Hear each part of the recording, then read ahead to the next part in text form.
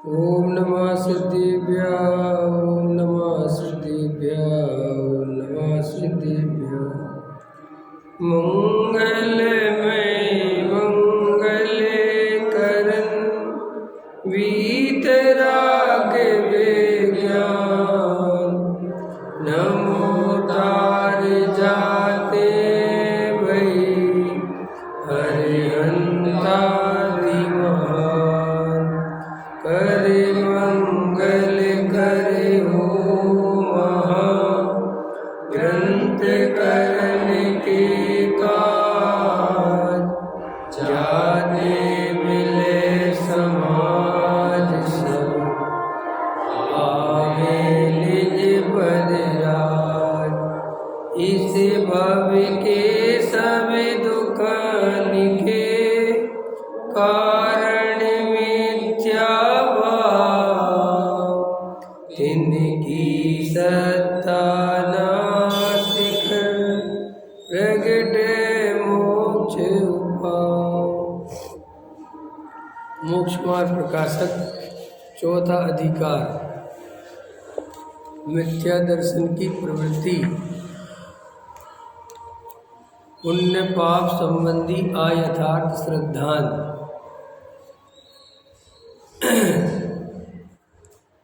तथा पुण्य पाप हैं सो इन्हीं के विशेष हैं और इन पुण्य पाप की एक जाति है। तथापि मिथ्या दर्शन से पुण्य को भला जानता है, पाप को बुरा जानता है। ख्याल में है ना? ये दरवाजा लगा दो। पुण्य से अपनी इच्छा के अनुसार किंचित कार्य बने उसको भला जानता है और पाप से इच्छा अनुसार कार्य नहीं बने उसको बुरा मान जानता है। परंतु दोनों ही आकुलता के कारण हैं, इसीलिए बुरे ही हैं। तथा यह अपनी मान्यता से वहाँ सुख दुख मानता है, परमार्थ से जहाँ आकुलता है वहाँ दुख ही है। इसलिए पुण्य पाप के उदय को भला बुरा जानना भ्रम ही है। तथा कितने ही जीव कदाचित पुण्य पाप के कारण जो शुभ अशुभ भाव उन्हें भला बुरा जानते हैं वह भी भ्रम ही है, क्योंकि दोनों ही कर्म बंध के कारण हैं। इस प्रकार पुण्य पाप का अयथार्थ ज्ञान होने पर अयथार्थ श्रद्धान होता है। इस प्रकार अतत्व श्रद्धान मिथ्या दर्शन का स्वरूप कहा। यह असत्य रूप है, इसलिए इसी का नाम मिथ्यात्व है, और यह सत्य श्रद्धान से रहित है, इसीलिए इसी का नाम अदर्शन है। देखो, ये जो पुण्य पाप संबंधी चर्चा है, कल एक भाई ने पूछा कि साहब पुण्य के उदय से अनुकूलता मिलती है धर्म करने की, है ना? ये सब मैंने प्रश्नों के जवाब बहुत पहले के प्रवचनों में दिए हैं। जो पहले अपन ने प्रवचन जिनमें हेडिंग होगी पुण्य पाप संबंधी कुछ भी, उनमें ये सब उत्तर आए होंगे। वो भाई वहाँ से खोज लेंगे तो मिल जाएंगे। और भी बहुत सारे प्रश्न अभी नए नए लोग आजकल प्रवचन में जुड़ रहे हैं, सुनते हैं ऑनलाइन, तो उन सबको बहुत सारे प्रश्न मन में उठते होंगे, लेकिन उन सब के जवाब बहुत सारे पुराने प्रवचनों में दे रखे हैं। तो वे वहाँ से सुनेंगे तो मिल जाएंगे, इसलिए भी उस पर ज़्यादा चर्चा नहीं करते कि पुण्य से अनुकूलता मिलती है या वो मिलता है। कल एक प्रश्न रमेश जी का जरूर था, उस पर जरूर चर्चा करनी चाहिए। वो भी हालांकि बहुत बार आता है, फिर भी वो ही काम करना है, इसलिए उसका जवाब देना अनिवार्य है। आप ये समझ लो कि जब आप ये जो बात सुन रहे हो, ये आप जब ये प्रवचन चलता है, ये जो बात आपको सुनने आती है, और आप इस स्थिति में पहुंच जाओ कि आप अपने बाल नोचने लग जाओ। क्या कहा मैंने? आप अपने बाल नोचने लग जाओ, आपका दिमाग खराब होने लगे, तब समझ जाना कि अब प्रवचन कुछ काम कर रहा है। अब आप समझना कि अब बात कुछ अंदर से हिल रहा है, अब कुछ हो रहा है। मैंने आप ऐसे हो जाओगे, करूं क्या, क्या करना है ये बताओ। जैसे कल रमेश जी हो रहे थे, करें क्या समझ में नहीं आता। ऐसा जब अंदर प्रश्न खड़ा होने लगे तो समझना कि कुछ बात अंदर पहुंची है, क्योंकि अंदर बात पहुंचती ही नहीं है। इसलिए कभी ऐसी बौखलाहट होती नहीं कि करना क्या है। दुनिया में लाखों आदमी स्वाध्याय सुनता है, करता है, लेकिन उसे मन में कभी ये बेचैनी उत्पन्न नहीं होती कि क्या करना है और क्या नहीं करना है और क्या गलत है और क्या सही है। वो अपने को सही मानकर ही करता रहता है। मन में ऐसा प्रश्न भी नहीं आता कि सम्यक दर्शन कब होगा, आत्मानुभव कब होगा, क्या वास्तव में स्वर्ग नरक मोक्ष है भी कि नहीं है, मैं कर क्या रहा हूँ। कभी ऐसे प्रश्न उत्पन्न होते ही नहीं है। उसका मात्र कारण ये है कि ऐसे प्रश्न आपको इसलिए खड़े नहीं होते क्योंकि आपको अंदर एक मान्यता पड़ गई है कि मुझे ये सब पता है। आपने दूसरों की जानकारी को अपनी जानकारी मानकर इस जीवन के परम सत्य को छोड़ दिया, जिसको अनुभव से सीखना था। वो जानकारी थी दूसरों की, बताया वो किसी दूसरे ने, और हमने बिना जाने ही मान लिया।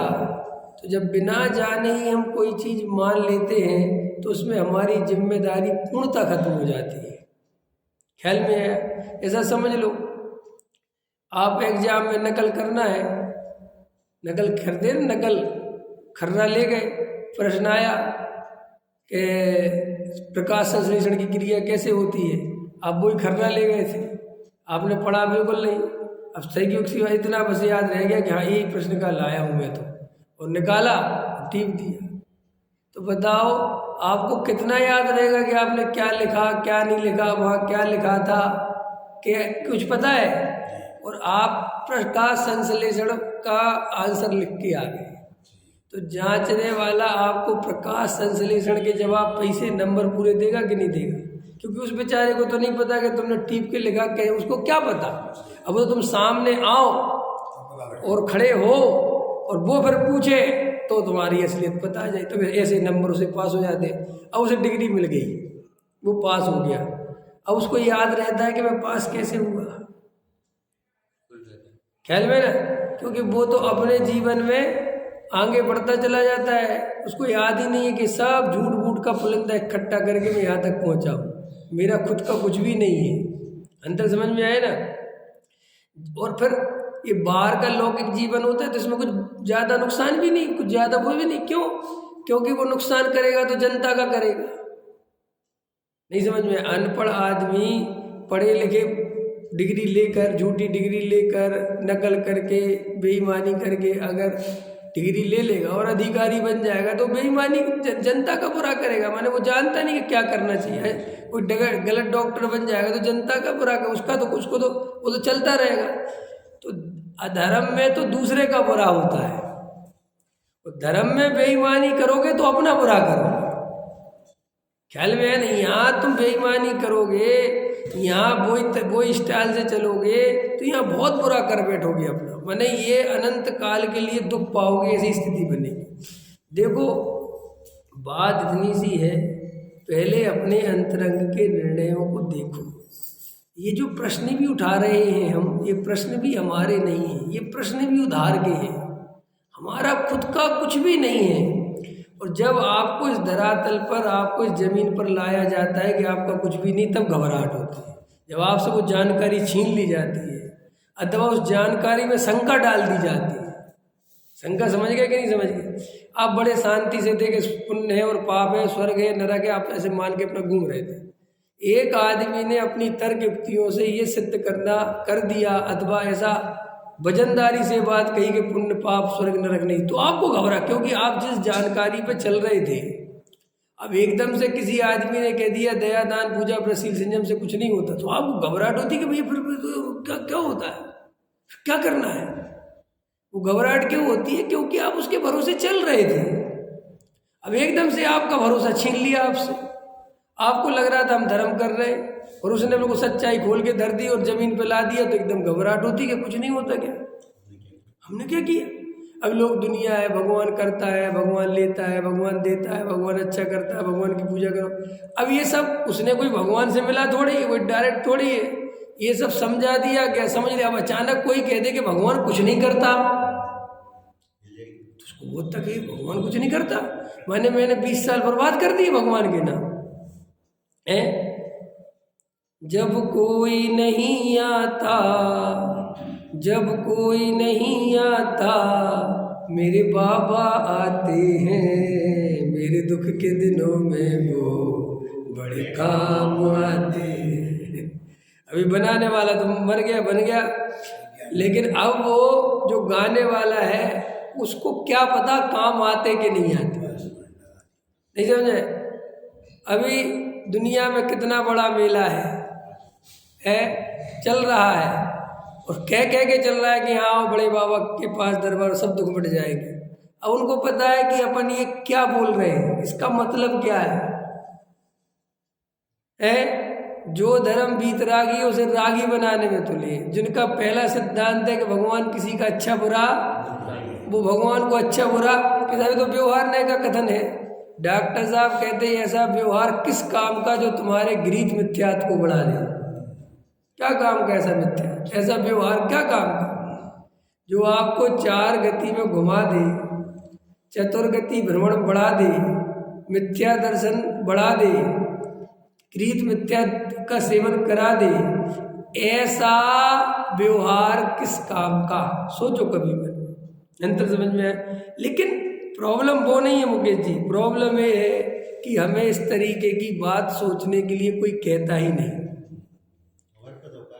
हाँ हमारे पास, हमें तो सिर्फ आपको बस ए और आप भी ए करके अपना जीवन जी, आपको कुछ नहीं।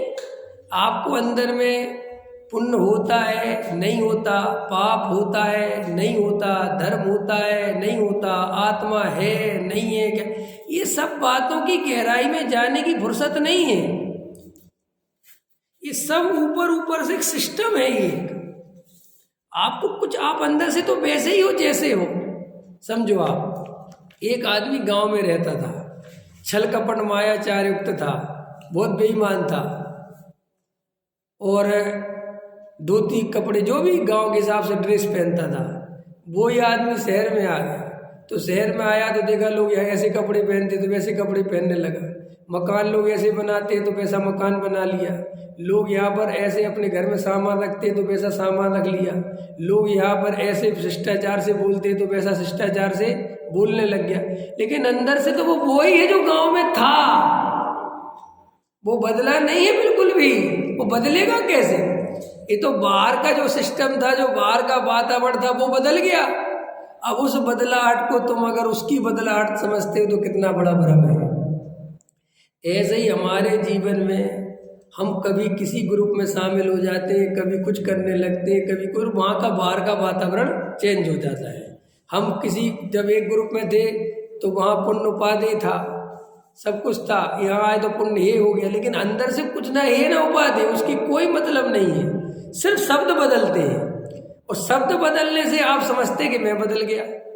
अच्छा बताओ, आत्मा शुद्ध है क्या शुद्ध है? प्रश्न है। आत्मा शुद्ध है। रमेश जी आपके जवाब दे रहा हूँ मैं कल के। ये जो आप कल बाल नोच रहे थे ना कि मैं क्या करूँ, भैया यही करना है कि बैठ के विचार करना है कि क्या सही है क्या गलत है। किसी के भरोसे नहीं जीना है। आपको अंदर ये लगना चाहिए कि अभी तक कुछ नहीं हुआ, मैं करूं तो करूं क्या। जो मन आता ना, ये प्रश्न कितना बड़ा है कि क्या करूं, कम से कम ये प्रश्न उत्पन्न तो हो गया, क्या करूं। अभी तो हमारे मन में प्रश्न ही नहीं आता क्या करूं, हम तो कर ही रहे सब सही। हाँ, ये प्रश्न उत्पन्न होना माने आपको घबराहट, बेचैनी कुछ हुई है, आप अंदर से हिले हो कि भैया करूं क्या। आप सारा, जितनी हमारे महल जमाए हुए थे, जितने हमने क्या कहते हो, प्यादे खड़े गिरे थे, सब गिरा दिए, कुछ बचता ही नहीं। हम पूजा के भरोसे जी रहे थे, वो भी गिरा दिए। हम शास्त्र के भरोसे जी रहे थे, वो भी गिरा दिया। हम आचार्यों के भरोसे जी रहे थे, वो भी गिरा दिया। कि जब तक वे सब नहीं गिरेंगे तब तक तुम उनके भरोसे लंगड़े रहोगे, कभी चल नहीं पाओगे। अरे भाई, आचार्य कुंद देव का जो आत्मानुभव है वो तुम्हारा आत्मानुभव नहीं बन सकता। जो पूज्य गुरुदेव का तत्व निर्णय है, जो आत्मानुभव है, वो तुम्हारा नहीं बन सकता। तुम उनका नाम ले लेके मोक्ष नहीं जा सकते, तुम उनकी फोटो लगा लगा के मोक्ष नहीं जा सकते, उनका समय सार सिर पर रख के घूमने से मोक्ष नहीं जा सकते, उनका समय सार पढ़ने से कुछ नहीं कर लोगे। जब तक उस समय सार को अंदर में नहीं अनुभव करोगे तब तक बात नहीं बनेगी। और मज़ेदार बात है कि बाहर से इतनी सारी चीज़ें ओढ़ ली हैं, इतनी सारी चीज़ें ओढ़ ली कि हमें ये भूल ही गए कि मैं हूँ कौन, मुझे करना क्या है। इतने ग्रंथ याद कर लिए कि जो अंदर निर्ग्रंथ है वो भूल गए। समझ में, इतने क्रिया कांड ओढ़ लिए कि जो अंदर क्रिया कांड से रहित चेतन तत्व है वो पकड़ में आना बंद हो गया। ऊपर से इतने चेहरे बदल लिए, इतने चेहरे लगा लिए कि मेरा खुद का चेहरा कौन सा है यही भूल गए। इतने परिवर्तन, इतने परिवर्तन, इतने परिवर्तन करते करते यही भूल गए कि मैं परिवर्तनशील नहीं हूँ, मैं सदाकाल एक रूप रहने वाला तत्व हूँ। यही निर्णय नहीं बन पा रहा है। क्यों नहीं बन पा रहा है? क्योंकि झूठ इतने ओढ़ लिए। कल एक बात उसने कही कि जब 1000 झूठ इकट्ठे एक साथ बोलने लगते हैं तो सत्य कमजोर पड़ जाता है। ख्याल में है क्या? जब 1000 झूठ एक साथ बोलने लगते हैं तो सत्य कमजोर पड़ जाता है, मिटता नहीं है, कमजोर पड़ता है। ख्याल में अपने यहाँ तो कितनी कहानी मिलती है, श्रीपाल की कहानी है ना, है कि सबने मिलके माहौल बना दिया, ये तो नपुंसक है, अब क्या करें। ठीक है साहब, यही सही। क्यों कि भैया बहुमत हो गया, बहुमत का क्या कर सकते हैं। तो भैया ऐसे ही हमारे जीवन में हमने अपने जीवनों को इतने पंडित विद्वानों से, इतने महाराजों से, इतने पंथ संप्रदाय से, इन सबसे भर लिया अपने को, और इन सबको इकट्ठा करके अपने को धार्मिक समझने लगे और अपने को धर्मात्मा मान लिया और इन्हीं में उलझ के रह गए।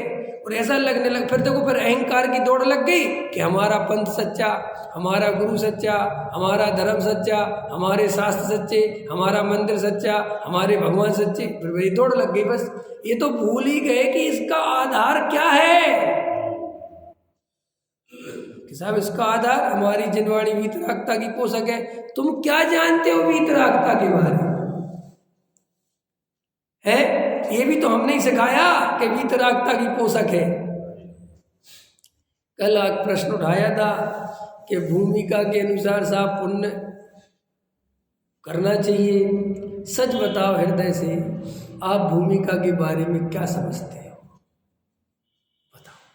आज की डेट में जहाँ खड़े हैं, जो घर गृहस्थी है, अब प्रश्न है, इसको सोच सोच के भाव करते हो क्या?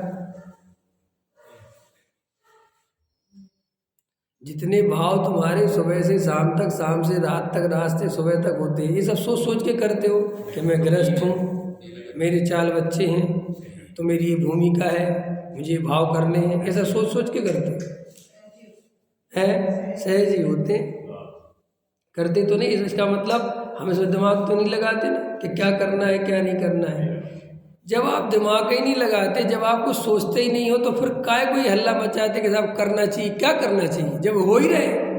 जब आपकी भूमिका जैसी होगी, जब भाव वैसे ही होंगे, सर्वज्ञ भगवान ने कहा है, तो इसमें प्रश्न चिन्ह कहाँ खड़ा होता है कि क्या करना चाहिए, मैंने कौन से भाव, क्या भाव। जब आप जिस भूमिका में हो वैसे भाव होंगे।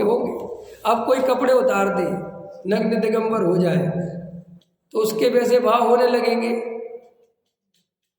अरे बोलो, अब ये भूमिका पे बोल रहा हूं मैं, अरे होने लगेंगे क्या?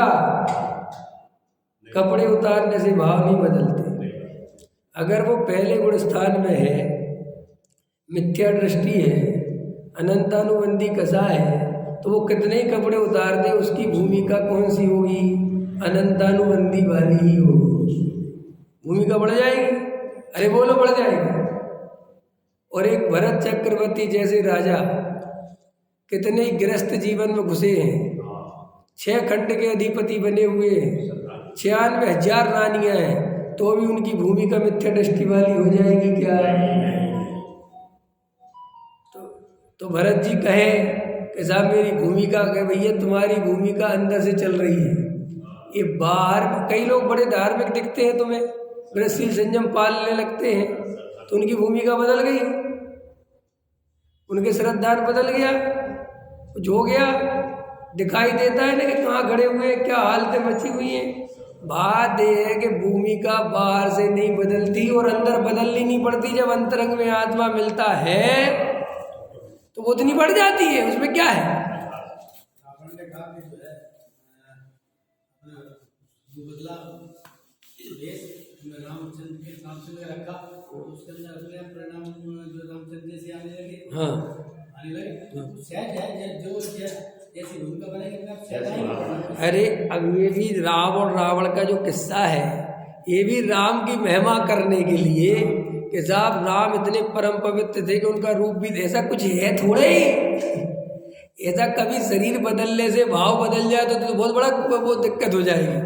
ये वस्तु स्वरूप के, लेकिन ये सब एक उपमाएं, एक सिस्टम, एक जो अलग जो लिखा जाता है ना शायद, उसमें क्या किया जाता है, इस तरीके से प्रेजेंट किया जाता है कि बढ़िया से बढ़िया चीज़ को और बढ़िया कैसे बताया जाए और घटिया से घटिया चीज़ को और ज़्यादा घटिया कैसे बताया जाए। रावण जैसा आदमी तो पृथ्वी पर खोजने से ना मिले। रावण है ना, रावण, अरे वो द्रव्य क्षेत्र काल भाव का फर्क वो सब पड़ता है, वो संबंध है, लेकिन वो द्रव्य क्षेत्र काल भाव के कारण नहीं बदलता, बदलता तो अपनी योग्यता से है। हाँ, यही समझना, द्रव्य क्षेत्र काल भाव कुछ नहीं करेंगे, योग्यता होती है तो द्रव्य क्षेत्र काल भाव निमित्त बनता है। समझ में? अब जैसे देखो उदाहरण, अगर वास्तव में द्रव्य क्षेत्र काल भाव होता इसके कारण, तो देखो मंदिरों में आके लोगों के परिणाम बिगड़ते हैं। अब मंदिर से अच्छा तो द्रव्य क्षेत्र काल भाव कहीं नहीं है, वो परिणाम बिगड़ गए। यहाँ पर रागी द्वेषी कसाय भड़क रही हैं। अब द्रव्य क्षेत्र काल भाव तो बढ़िया है, लेकिन भैया अंदर कसाय भरी पड़ी, वो कर क्या लेगा। और एक आदमी को दुकान पे बैठ के बैराग गा रहा है, जहाँ बीच बाजार में, जहाँ बिल्कुल मैं कह रहा हूँ हालत खराब, अब उसको उस द्रव्य क्षेत्र काल भाव में बैराग गा रहा है, उसे बढ़िया नहीं लग रहा है। तो अपन को तो ये जो बात है, इन बातों में बहुत तंत्र नहीं है, दम नहीं है इन बातों में कि क्या सही है क्या गलत है, क्योंकि सही और गलत का निर्णय बाहर से करना ही नहीं है। संगत जाए तो बास बास मिश्री एक ही भाव बिका है, ठीक है। हाँ, मैं आपसे आप समझ, देखो समझो, धर्म में और तर्क युक्तियों में क्या अंतर है, सुन लो। धर्म अनुभव की चीज है, तर्क युक्तियां अनुभव की चीज नहीं है। तर्क युक्तियों से अभी के अभी सिद्ध किया जा सकता है कि बीजेपी पार्टी ऐसी पार्टी नहीं है, और उन्हीं तर्क युक्तियों से ये सिद्ध किया जा सकता है कि कांग्रेस जैसी पार्टी नहीं है, और उन्हीं तर्क युक्तियों से ये सिद्ध किया जा सकता है कि ये पार्टी बहुत बढ़िया है। लेकिन इन तर्क युक्तियों से होता कुछ नहीं है, सिर्फ सिद्ध ही सिद्ध होता है। अंतर समझ में आया? ये काम कुछ नहीं आती है, ये सब सिद्ध करने के काम आती है। ख्याल में है ना? आप जितनी भी तर्क युक्तियां देते हो, ये आपके अंदर से निकली हुई नहीं है, ये सब आप मिलान करते हो। आपने एक बात कहीं की उठाई, एक बात कहीं की उठाई, दोनों को मैचिंग कर दिया, तर्क बन गया। तर्क माने जहाँ जहाँ धुआं होता है वहाँ वहाँ अग्नि होती है, इति तर्का, न्याय शास्त्र कहता है। तो इसमें तेरा खुद का क्या है? तो एक बात हमने बता दी, जहाँ धुआं होता है वहाँ तू बोलने लग गया। अब तूने धुआं देखा, देख लो वहाँ गारंटी से अग्नि होगी, तो ये तेरे अनुभव से नहीं निकल के आगे अग्नि होगी। वहाँ ऐसा निमित्त तूने देखा, और जहाँ धुआं होता है वहाँ अग्नि होती है, तूने पढ़ा था, बात खत्म हो गई। तो ये तर्क युक्तियाँ माने प्रमाणों को इकट्ठा करके और उस बात को तार्किक तरीके से कुछ भी सिद्ध किया जा सकता है। मैंने कहा था ना, तुम पंडितों से क्यों नहीं जीत सकते? क्योंकि पंडित को बैठा दिया तुमने ऊपर और तुम खुद बैठ गए नीचे। अब जब उसको ऊपर बैठा दिया तो वो जो जो कहेगा तुम्हें हाँ हाँ करना है, और तुम जो जो कहोगे उसे ना ना करना है। अंदर में, क्योंकि चाबी उसके हाथ में है। पीछे एक प्रवचन में बोला था मैंने, झूठ है ये कि पंडित शास्त्रों से बोलते हैं। तोताराम शास्त्री भी शास्त्रों से नहीं बोलते, वे सब बोलते तो वो ही है जो उनको बोलना होता है। शास्त्र तो खाली दिखाने के लिए रखते हैं। क्योंकि आदमी के अंतरंग की जो स्थिति है ना, मैंने कहा था अगर मेरी रुचि दया दान पूजा भक्ति व्रतशील संयम की है खुद की, तो मेरे सामने तुम समय सार खोल के भी रखोगे तो मैं समय सार का स्टाइल भी बदल दूंगा। मैं ये बोलूँगा समय सार अशरीरी होने का ग्रंथ है, समय सार में शुद्धात्मा की चर्चा है भाइयों।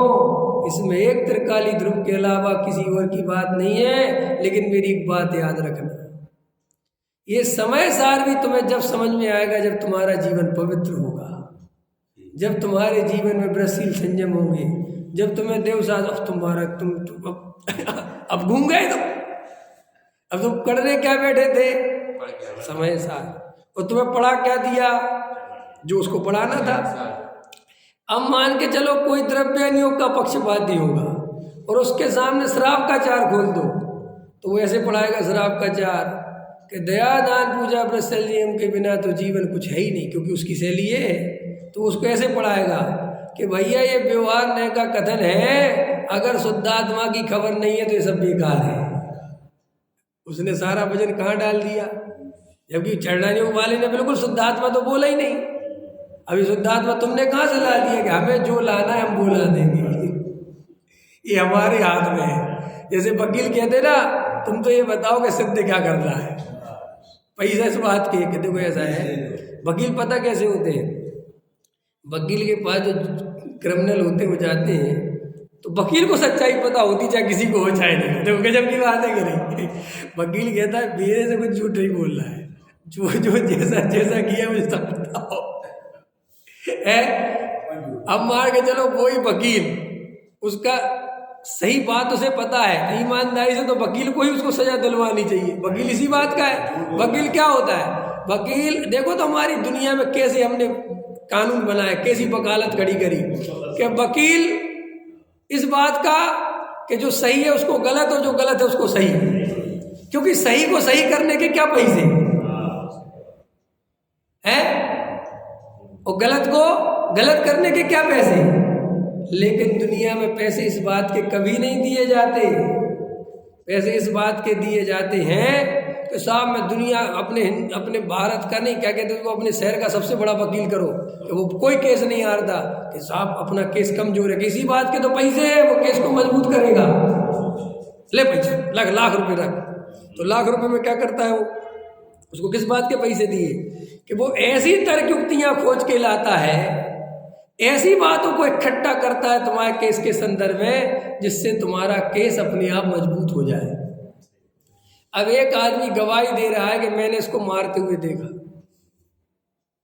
कि कितने मीटर से देखा था, कितने मीटर दूर खड़े थे, कोई मीटर तो गिनता नहीं बचा। उनने कह दिया साहब थोड़ी सी दूर खड़े थे, वो चश्मा लगा रखा था उस गवाह ने, तो मैं चश्मा के बिना दिखाई देता है, बोले नहीं साहब। तो बोले उस समय चश्मा लगाया था कि नहीं लगाया था, नहीं साहब लगाया था, नहीं लगाया था, अच्छे से याद करो। अब कौन यार ये क्या बात हो गई कि साहब सिद्ध हो गया कि चश्मा नहीं लगाया था, इसलिए मतलब इसकी गवाही सही नहीं मानी जा सकती, डाउटफुल है, इसलिए मेरे क्या कहते हैं उसको, मेरे क्लाइंट को प्लीज अभी रिमांड पे ना लिया जाए और 1 महीने की जमानत दी जाए, पहले ये सिद्ध किया जाए चश्मा लगाया था कि नहीं। अब एक दूसरा गवाह पकड़ के लाओ जो ये बताया कि चश्मा लगाया था कि नहीं। बताओ ये कब सिद्ध कर पाओगे? ऐसी तो चलते रहते 20 साल तक केस। वो केस चलते कैसे? केस चलाने के लिए 20 साल चाहिए यार, 2 मिनट का फैसला है। जब ये जब ये कोर्ट कचहरी नहीं थी, जब ये सब नहीं था, तब राजा महाराजाओं के दरबार से 2 मिनट में साफ होता था। भाई ऐसा थोड़ी कि भैया तुम कल आना तो 10 दिन पर केस ही चलेगी, फटाफट। और सीधा बोलते थे जो झूठ बोलेगा उसे फांसी पे लगा देंगे। आज नहीं, कल भी पता चल गया तो भी लगा देंगे, तो एक को तो गलत चढ़ा ही दे, तेरे को चढ़ा देंगे बाद में। ख्याल में आया कि नहीं आया है? अभी कितने आते हैं केस, बेचारा 20 साल की सजा काट आया और वो निर्दोष था। अब वो कह रहा साहब मेरी तो जिंदगी खराब हो गई। क्या हो गई? तो कुछ बात, अरे क्यों? कुछ बात नहीं, जिसने उस पर केस ठोका था, जो 20 साल मजे करता रहा, उसको पकड़ के लाओ। जब तो न्याय होगा, न्याय किस बात का न्याय, ऐसा तो आपको समझ में आ गया, वकीलों की स्थिति समझ में आ गई। तर्क युक्तियों से कुछ भी होता है, और ये तर्क युक्तियों से कुछ भी होता है, सब लोग यूज करते हैं, पंडित भी, नेता भी, सेठ भी, व्यापारी भी। मेरा माल सबसे बढ़िया, एक ही कंपनी का माल, एक ही चीज, तो भी व्यापारी ये सिद्ध करता है कंपनी भले ही एक है, लेकिन जो मेरी दुकान पे रखा वो ही ठीक है, उसकी पे रखा वो ठीक नहीं है। नहीं साहब, हमने तो देखा था उसकी तो यार एक सी चीज है, वो एक सी वो लगी है, तो मैं नहीं पता वो नकली बनवाता है, वो जो मोहर है वो नकली है, हम असली माल रखते, हमारे बेईमानी नहीं। क्योंकि ये सब तर्कयुक्तियाँ नहीं देगा तो ग्राहक मानेगा कैसे, ख्याल में है ना।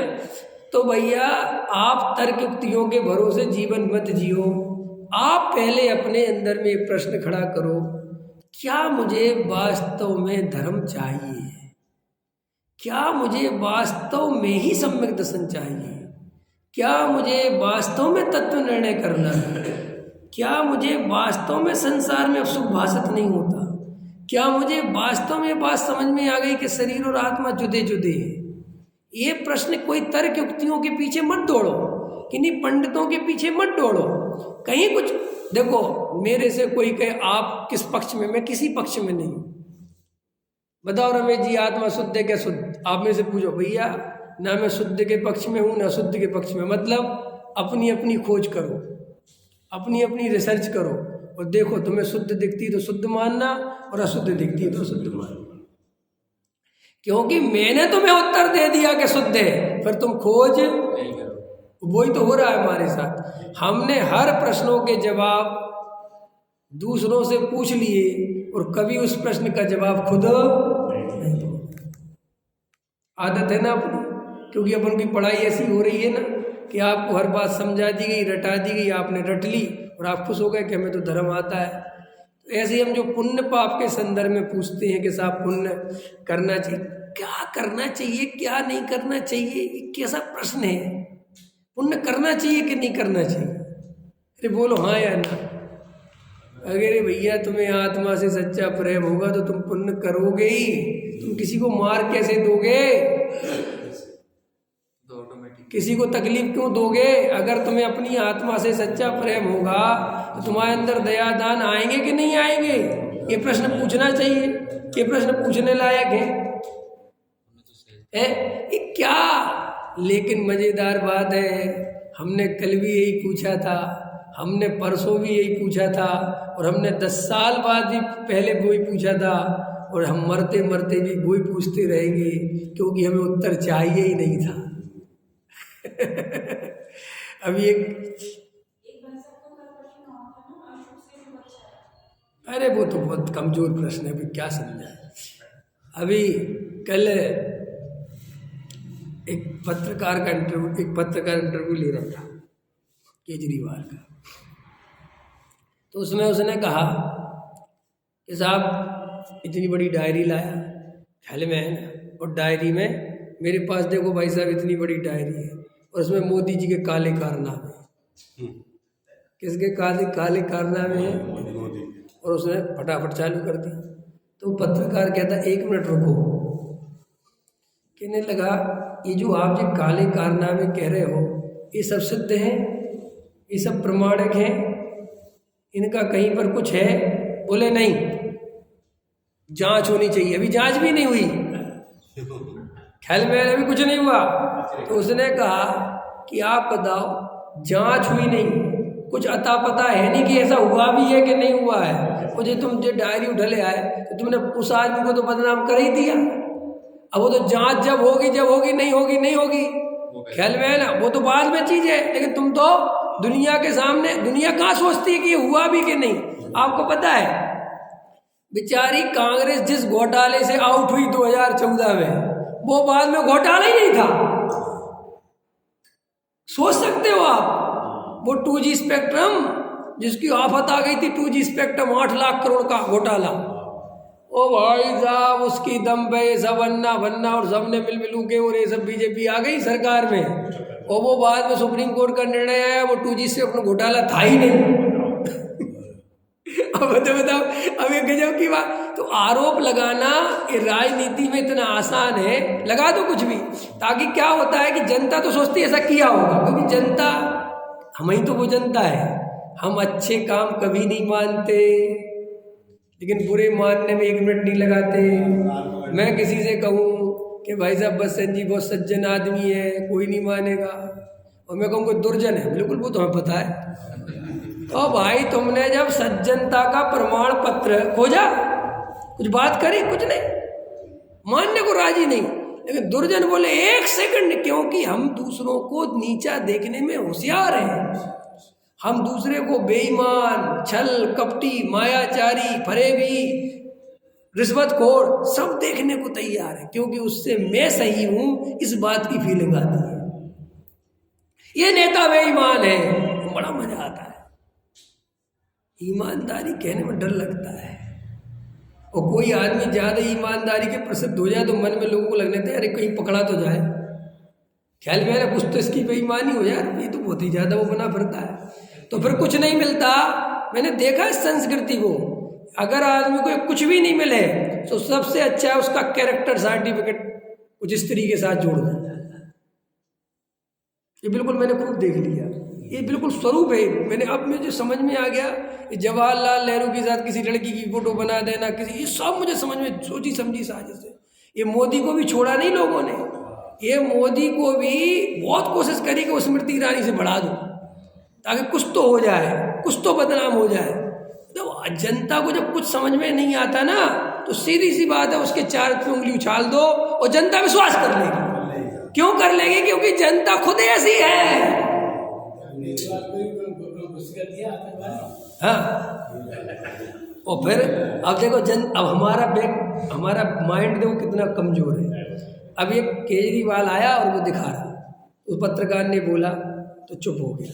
अब उसमें एक बात और बोल सकता था वो, जो उसने नहीं बोली, जो मैं सोचा था और बोल देता और बढ़िया रहता। ये बोलना था कि 2014 में तू ऐसे ही पुलंदा शीला दीक्षित के दिखाता था, उस सारी दुनिया को दिखाता था इतना भ्रष्टाचार, इतना। तो जब तू सत्ता में आ गया तो बेच सबके सब अंदर क्यों नहीं गए? मोदी जी ने 2014 में पूरी कांग्रेस भ्रष्टाचार, तो एक भी कांग्रेसी अंदर क्यों नहीं है? सरकार तुम्हारी है, तुम्हें सब पता है इनने कहाँ कहाँ भ्रष्टाचार किया, कहाँ कहाँ बेईमानी करी, कहाँ, तो ये अंदर क्यों नहीं है फिर सबके सब? ये सिर्फ आरोप लगाने के लिए। वो कितना बोलते हैं कि जब अगर हम बेईमान हैं, तुम अखिलेश ने ये किया है कि तो डालो ना अंदर, बाहर क्यों घूम रहा है?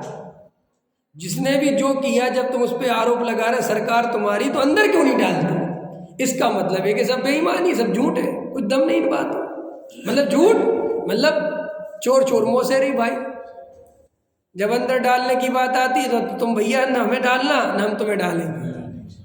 तुम्हारी सरकार आ जाए तो हमें आनंद से रहने देना, और हमारी आ जाए तो तुम आनंद से रहना, बस आरोप का खेल खेलेंगे। अब आरोप कौन कितने दमदार लगा सकता है, जनता को कौन कितना बरगला सकता है, वो अपनी अपनी पहुंच और अपना अपना तरीका है। उस पर नो स्टोरी, उस पर नो कमेंट्स।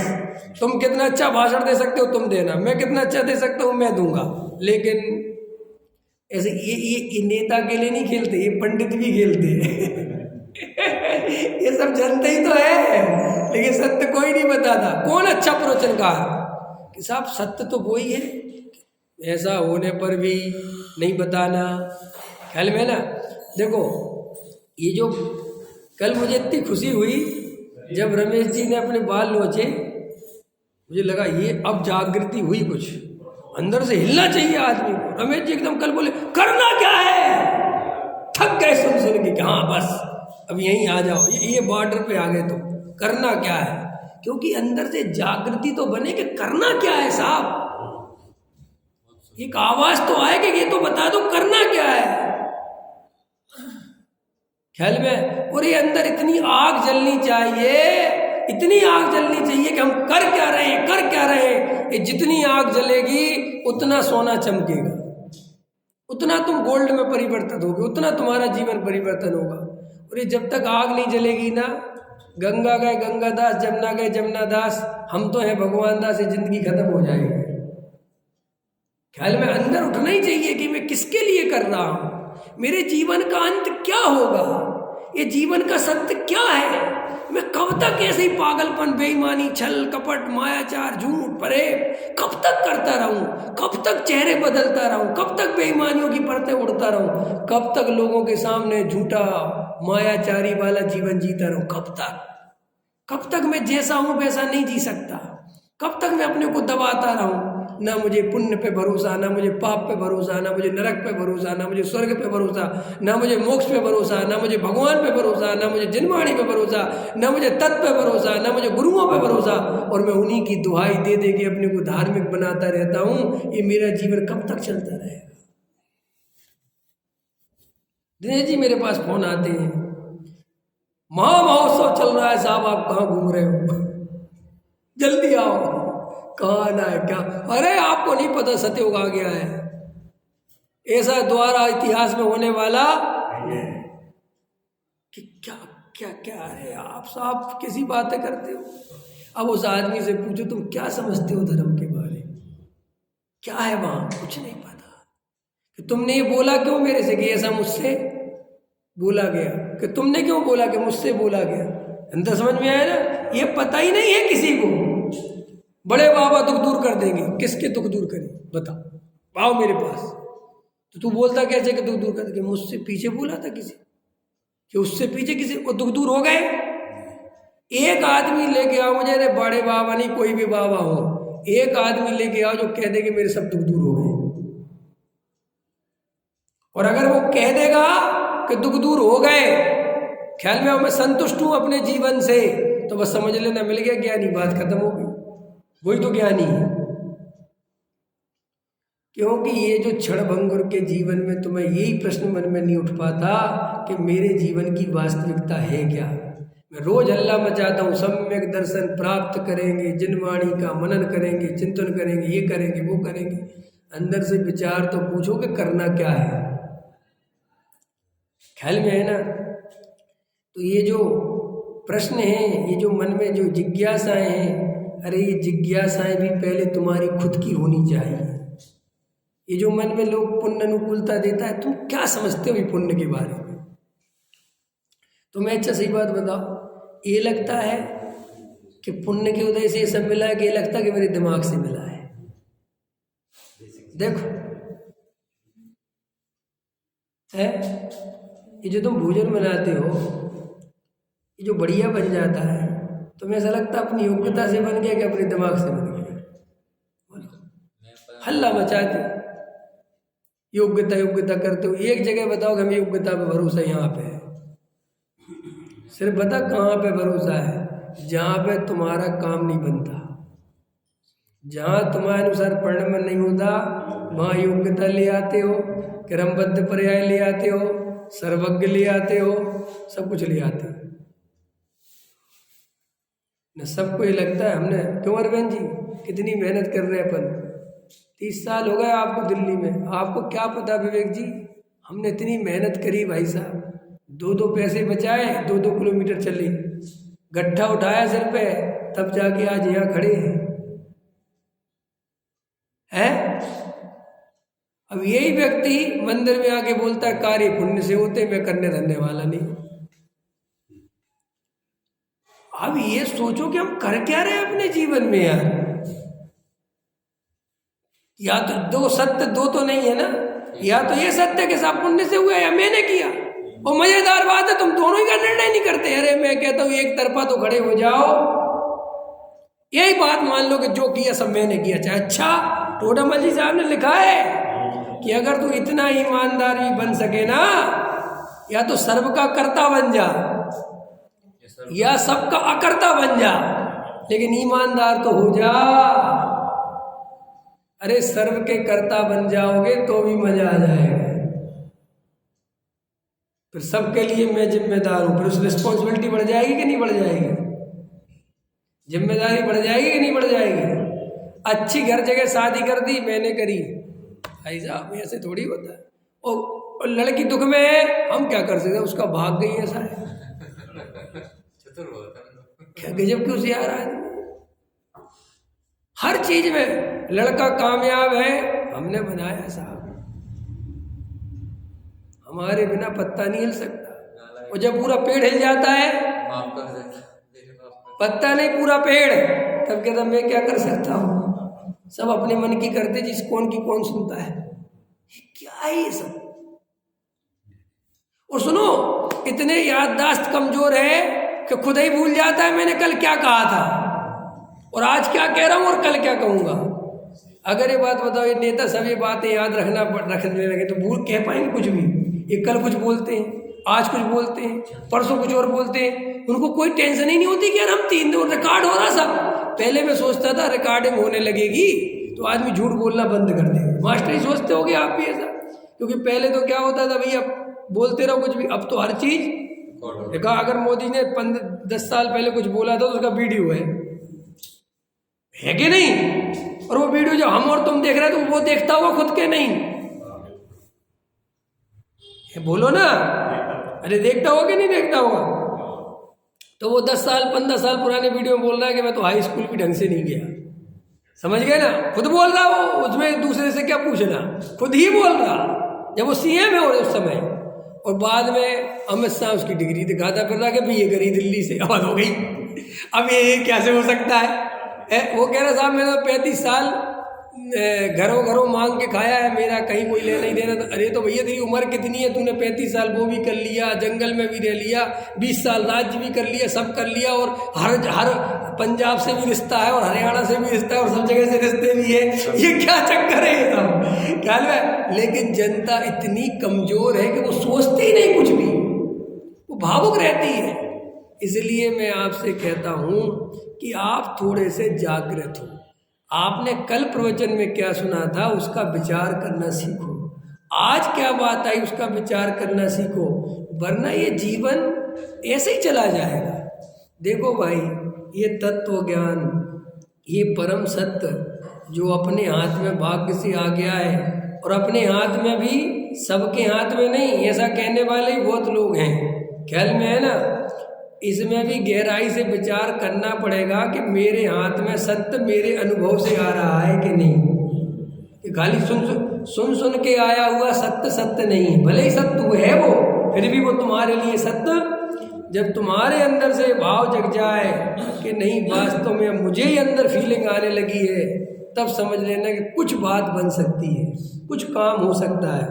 तो सभी लोग गहराई से तत्व अभ्यास करें। जिन भाइयों को ये सत्य मिल रहा है, समझ में आ रहा है, और ऐसा लग, कई लोग अब कमेंट्स कर रहे हैं आजकल के साहब हमारी तो ज़मीन खिसक गई साहब, ऐसा लगता है क्या हो रहा है। आप तो बहुत कुछ ऐसा बोलते हो कि ऐसा लगता है साहब ये बात है। ये भैया ये बात है मेरे घर की नहीं है, परम सत्य यही है। बस ये अलग बात है कि तुम्हें इस ढंग से सुनाई नहीं गई। इसलिए जिनको ये बात बढ़िया समझ में आ रही है वो गहराई से तत्व विचार करने बैठे, और कोई दूसरा उपाय नहीं है। क्या कल एक भाई ने पूछा आत्म स्थिरता करने के लिए क्या करना चाहिए, ये प्रश्न भी तुम्हारा नहीं है। तुम अभी तत्व निर्णय करो, गहराई से 1 घंटा तत्व अभ्यास करो, अपने आप आत्म स्थिरता धीरे धीरे होगी। किसी के कहने से आत्म स्थिरता नहीं हो जाती, या कोई आसन लगाने से आत्म स्थिरता नहीं हो जाती। आत्म स्थिरता तो उसे होगी जिसे सम्यक दर्शन होगा, जिसे तत्व निर्णय होगा। ख्याल में ना, शब्द बड़े बड़े, आत्म स्थिरता शब्द कितना बड़ा है। आत्म स्थिरता करने के लिए क्या करना, जैसा लगता है जैसे अभी पहुंच जाएंगे 7वें स्थान। ख्याल में ना। अरे भाई पहले तत्व निर्णय तो करो ढंग से। एक द्रव्य दूसरे द्रव्य का करता धरता नहीं है। ये अंदर श्रद्धान कितना मजबूत है सोचो। पुण्य के बिना कुछ नहीं होता, इस अपने करने धरने से नहीं होता। कितना श्रद्धान है देखो। कार्य उपादान से होता है, निमित्त से नहीं होता। देखो इन बातों को करेंगे बाद में आत्मा अनुभव। डरते क्यों, पहले यही निर्णय तो कर लो बैठ के। जब ये निर्णय तुम्हारे 100 टन सही होंगे उस दिन ही आत्मा अनुभव निकल गया जाए। आत्मा अनुभव कुछ अलग चीज नहीं है, इन्हीं निर्णयों का फल है आत्मा अनुभूति। ख्याल में, जब कुछ बचता ही नहीं बाहर में उलझने के लिए तो अंदर सुलझा और आत्मा अनुभूति हुई। तो गहराई से विचार करो। सहजानंदी सोद